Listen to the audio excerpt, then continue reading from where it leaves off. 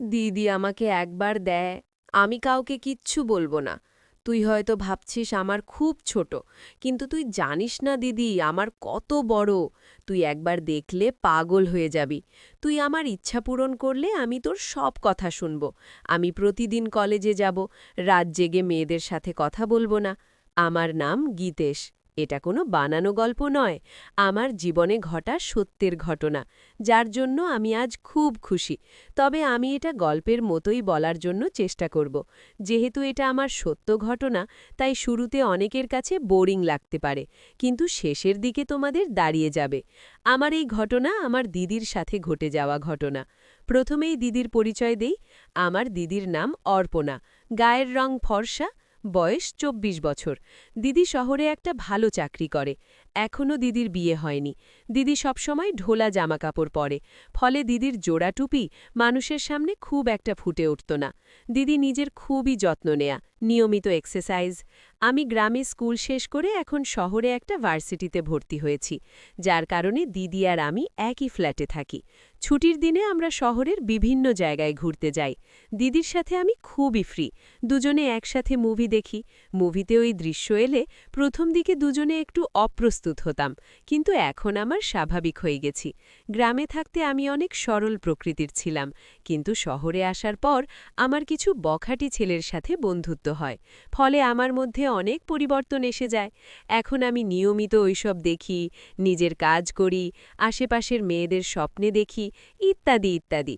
তবে আমি দিদিকে নিয়ে এসব কখনো কল্পনা করি নাই। দিদিও আমার সাথে ফ্রি হলেও আমার সামনে সবসময় ভালোভাবে থাকত। এভাবেই আমাদের দিন কাটছিল। তবে একদিন রাতে আমার হঠাৎ ঘুম ভেঙে যায়।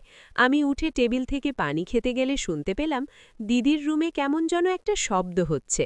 আস্তে আস্তে আমি দরজা ফাঁক করে উকি দিলাম। অন্ধকার হওয়ায় দিদি দেখতে পেল না। উকি দিয়ে দেখি দিদি ফোনের দিকে চেয়ে আছে, আর নিজেই নিজের কেমন অদ্ভুত শব্দ করছে। বুঝলাম দিদি ভিডিও দেখে নিজেকে শান্ত করছে। আমি কিছুক্ষণ উকি দিয়ে দেখে চলে আসলাম।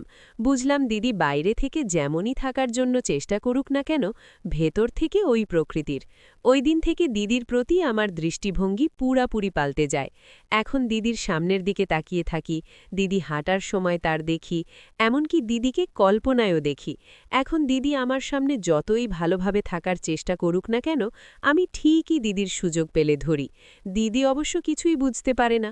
একদিন দিদি অফিসে গেলে আমি ওর রুমে গিয়ে ওর জোড়া টুপি খুঁজে বের করে আমার কাজ করতে থাকি। একসময় দিদির রুমে ফেলে দেই, পরে সব কিছু যথাস্থানে রেখে পরিষ্কার করে চলে আসি। তারপর থেকে প্রায়ই আমি ওর রুমে গিয়ে নিজের কাজ করে থাকি। এভাবেই চলছিল কিছুদিন। তারপরে ঠিক করলাম নতুন কিছু করতে হবে। এভাবে আর ভালো লাগছে না।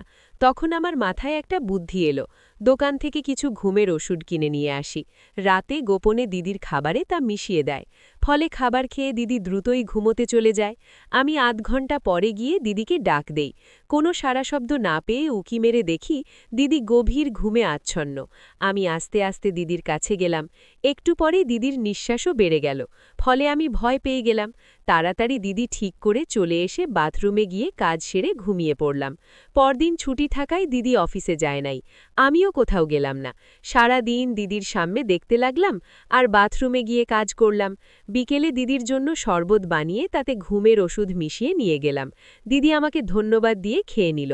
খাওয়ার কিছুক্ষণ পরেই দিদি ঘুমিয়ে পড়ল। আমিও দেরি না করে দিদির কাজ শুরু করলাম। এতে দিদি একটু নড়ে উঠল। আমি ভয় পেয়ে সবকিছু ঠিকঠাক করে রুমে চলে আসলাম। এরপর আমার মনের মধ্যে কিছুটা আপাতত বোধ কাজ করতে লাগল। আমি কি করছি এসব? আমার আপন দিদির সাথে এগুলো কি ঠিক হচ্ছে? আর দিদি যদি জেনে যায় তাহলে কি হবে? আর অন্য মানুষের জানলে আমাদের কি হবে? এসব ইত্যাদি ইত্যাদি। কিন্তু দিদির মধ্যে আমি তেমন পরিবর্তন লক্ষ্য করলাম না। তার মানে দিদি জানতে পারে নাই। আমিও এসব থেকে দূরে থাকার প্রতিজ্ঞা করলাম। আমি যতটা সম্ভব দিদিকে এড়িয়ে চলতে লাগলাম। দিদি বিষয়টা লক্ষ্য করে আমাকে জিজ্ঞাসা করে, কোনো সমস্যা কি না? আমি কইলাম না, কোনো সমস্যা নেই। এরপর দিদি আর কিছুই কইল না। এভাবে কিছুদিন কেটে গেল। কিন্তু একদিন সন্ধ্যার একটু পরে আমি ওই ভিডিও দেখে ভীষণ ইচ্ছা হয়ে গেলাম, আর নিজের কাজও করলাম না। আমার রাগে শক্ত হয়ে রয়েছে, কোনোভাবেই শান্ত হয় না। এতে আমার খুব একটা ভালো লাগছিল না। তাই নিজের প্রতিজ্ঞা ভেঙে মনে মনে ঠিক করলাম, আজ রাতে আবার দিদির কাছে যাব। রাতে দিদিকে ঘুমের ওষুধ খাইয়ে দিলাম। দিদি আমার মুড় খেয়ে ঘুম থেকে লাফিয়ে উঠে নিজের অবস্থা দেখে হতবম্ব হয়ে যায়। কিছুক্ষণ পরে আবার নিজেকে সামলে নিয়ে কইল, কি করছিস এসব তুই? আমি তোর দিদি হই, আর তুই আমার ভাই, তোর সে হুঁশ আছে? আমি কিছুই না বলে নির্বাক হয়ে দিদির পাশে লজ্জায় মাথা নাচি করে বসে থাকলাম। দিদি তার নিচ তখনও ঢাকে নাই। আমার চোখ বারবার সেদিকেই চলে যাচ্ছিল। দিদি সে বুঝতে পারল, সে তা ঠিক করতে লাগল। আমি কিছু একটা বলতে যাচ্ছি এমন সময় আমাকে কষে একটা চড় দিয়ে রুম থেকে যেতে কইল। আমিও আর কিছু না বলে চলে আসলাম। পরদিন সকালে ঘুম ভেঙে গেল। আমি বিছানা থেকে উঠলাম না। আমার ভীষণ লজ্জা লাগছিল গত রাতের কথা ভেবে। একটু পরে দিদি এসে দরজার সামনে থেকে বলে গেল, টেবিলে খাবার রাখা আছে, খেয়ে নিতে। তার মানে দিদি আজ একা একাই ব্রেকফাস্ট করে নিয়েছে। সাধারণত সকালে ব্রেকফাস্ট আমি দিদির সাথেই করি। দিদি আমাকে ব্রেকফাস্ট করতে বলে অফিসে চলে গেছে। আমি ওদিন ভার্সিটিতে না যাওয়ার সিদ্ধান্ত নিলাম। এর কারণ আমার খুবই খারাপ লাগছিল মানসিকভাবে। 12টার দিকে বিছানা থেকে উঠে টেবিলে দেখি খাবার রাখা আছে, কিন্তু খেলাম না। গোসল করে কিছুক্ষণ মোবাইল দেখলাম। তারপর দুপুরেও না খেয়ে আবার ঘুমিয়ে পড়লাম। ঘুম থেকে উঠে প্রচণ্ড ক্ষুধা লাগছিল, কিন্তু খেতে ইচ্ছে করছিল না। বারান্দায় গিয়ে বসে রইলাম। সন্ধ্যার একটু আগে দিদি আসলো। এসে দেখল সেইভাবে খাবার রাখা আছে, আর আমি বারান্দায় বসে আছি। দিদি কিছু না বলে ফ্রেশ হতে চলে গেল। কিছুক্ষণ পর আমার কাছে এসে দাঁড়ালো। আমি একবার দিদির দিকে তাকিয়ে আবার অন্য দিকে তাকালাম। কিছুই কইলাম না। কিছুক্ষণ পর দিদি কইল, কাল রাতে চট মারার জন্য সরি, খুব জোরে লাগছিল তোর, তাই না? আমি কইলাম, না, ঠিক আছে দিদি। দিদি কইল, আসলে আমি হঠাৎ নিজের ওই অবস্থা দেখে রেগে গেছিলাম। আমার সম্পর্কে ভাই বোন লোকে জানলে সমস্যায় পড়ে যাব। আমি কইলাম, লোকে জানবে কিভাবে? দিদি কিছুক্ষণ চুপ থেকে কইল, চল খাবি? তারপর আমি দিদির সাথে এসে খেয়ে নিলাম। ওই ঘটনার 1 সপ্তাহ হয়ে গেছে। আমরা এখন অনেকটাই স্বাভাবিক হয়ে গেছি। এই কয়েকদিন যাবৎ আমি দিদির মধ্যে একটা পরিবর্তন লক্ষ্য করছি। দিদি এখন বাড়িতে একটু খোলামেলা পড়া শুরু করেছে, আর সব সময় ইচ্ছে করেই দেখিয়ে হাঁটে। দিদি এখন বাড়িতে প্রায় জোড়া টুপি পরে না, ফলে এদিক ওদিক চলে যায়, আর স্পষ্ট বোঝা যায়। আমি কিছুই বলি না, কিন্তু দিদির ওই অবস্থা দেখে আমার নিজের সব সময় রাগ হয়ে থাকে। একদিন আমি বাথরুমে ওই কাজ করতেছিলাম, ভুলে দরজা লক করতে ভুলে গিয়েছিলাম। হঠাৎ দরজা খোলার শব্দ হলো। দরজার দিকে তাকিয়ে দেখি দিদি দাঁড়িয়ে আছে। দিদি কিছু না বলেই চলে গেল। রাতে খাবার সময় দিদি কইল, ওই কাজ করলে স্বাস্থ্যের ক্ষতি হয়, ওসব আর করবি না। আমি কইলাম, কি করছে আমি? দিদি কইল, ন্যাকা, কিছুই বুঝো না। দুপুরে যা করি আমি। বুঝেও না বোঝার ভান করে কইলাম, কি করলাম দিদি? দিদি কইল, ওই কাজ করবি না। আমি কইলাম, কি আর করার, আমার তো ওই কাজ কোনো উপায় নাই। তারপর দিদি আর কিছু কইল। এর কয়েকদিন পর দিদির প্রচণ্ড মাথা ব্যথা শুরু হলো। আমি মালিশ করে দিতে চাইলাম, দিদি কিছু কইল না। তাই আমি উঠে দিদিকে শুয়ে পড়তে কইলাম। দিদি শুয়ে পড়লে আমি তেল দিয়ে মালিয়া করতে শুরু করলাম। প্রথমে অনেকক্ষণ ধরে কপাল ও মাথায় মালিশ করতে লাগলাম। দিদি কিছু বলছে না দেখে আমার সাহস বেড়ে গেল। আমি একটু একটু করে নিচে নামতে লাগলাম। দিদিকে চুপ থাকতে দেখে আমার সাহস আরও বেড়ে গেল। আমি সুযোগ বুঝে ধীরে ধীরে দিদিকে উঠাতে লাগলাম। দিদি বুঝতে পারল আমি করতে যাচ্ছি।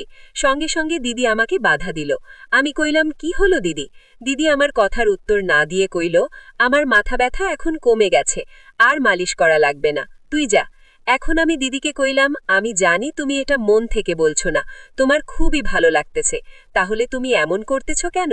তারপরেও দিদি আমাকে যেতে কইল, কিন্তু আমার কোনোভাবেই দিদিকে ছেড়ে যেতে ইচ্ছা করছিল না। তাই আমি কইলাম, তাহলে শুধু তোমার সামনের দাও, দেখো আমার কি অবস্থা হয়েছে। এই বলে আমি আমার দিকে শান্ত না করলে আমার খুবই কষ্ট হবে, প্লিজ দিদি। দিদি তখন আর কিছু কইল না। আমি বুঝলাম দিদি এখন আর বাধা দিবে না। দিদি এখন আর কিছুই বলছে না। দিদি জোরে জোরে নিঃশ্বাস নিতে লাগলো। আমি বুঝলাম দিদির ভালো লাগছে। এভাবে প্রায় 15 মিনিট চলল। আমার মনে হলো আমার হবে। আমি এখন আরও জোরে জোরে দিতে লাগলাম। দিদিও বুঝতে পারল। দিদি আমার হাত সরিয়ে দিল। কইলাম, দিদি কি হলো? দিদি কইল, আমার ভালো লাগছে না, তুই যা। এখন আমি আর জোরাজোরি না করে আমার রুমে চলে আসলাম। বিছানায় শুয়ে ভাবছিলাম দিদির কথা। তারপর আবার ভাবলাম দিদি অসুস্থ ছিল এই জন্য মনে হয়। তবে দিদিকে আমার দিতেই হবে, এমন একটা ভাব আসলো আমার মনের মধ্যে। ওই রাতে দিদির কথা ভাবতে ভাবতেই ঘুমিয়ে গেলাম। সকালে দিদি অফিসে চলে গেল, আর আমি ক্লাস করতে চলে গেলাম। দিদির সাথে তেমন একটা কথা হয় নাই, তবে আমি এটাকে স্বাভাবিকভাবেই নিলাম। সারা দিন আমি দিদির কথা ভাবতেছিলাম।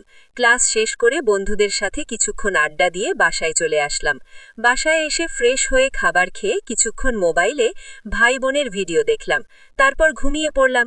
ঘুম থেকে উঠে দেখি সন্ধ্যা হয়ে গেছে। দিদি অফিস থেকে এসে শুয়ে আছে। আমি দিদির জন্য অপেক্ষা করতে লাগলাম। দিদিকে ছাড়া আমার এক মুহূর্ত ভালো লাগছিল না। একটু পরে পরে আমার ফোন বেজে উঠল। দেখি দিদির ফোন। রিসিভ করতেই দিদি একটা শপিং মলের ঠিকানা দিয়ে কইল, ওখানে চলে আয়। আমি ওখানে গিয়ে কিছুক্ষণ অপেক্ষা করার পরে দূরে দেখি দিদি এদিকে আসতেছিল। আমাকে দেখে দূর থেকে একটা হাসি দিল। দিদির হাসিটা সত্যিই সুন্দর। দিদি আসার পরে আমি দিদিকে জিজ্ঞেস করলাম, শপিং করবে? সকালে বললিনি তো। দিদি কইল, দুপুরেই ভাবলাম আমার বয়ফ্রেন্ডকে একটা গিফট দেব, এই জন্য তো তোকে আর বলা হয় নাই। আমি অবাক হয়ে কইলাম, তোমার বয়ফ্রেন্ড? আগে কখনো শুনিনি তো যে তোমার বয়ফ্রেন্ড আছে।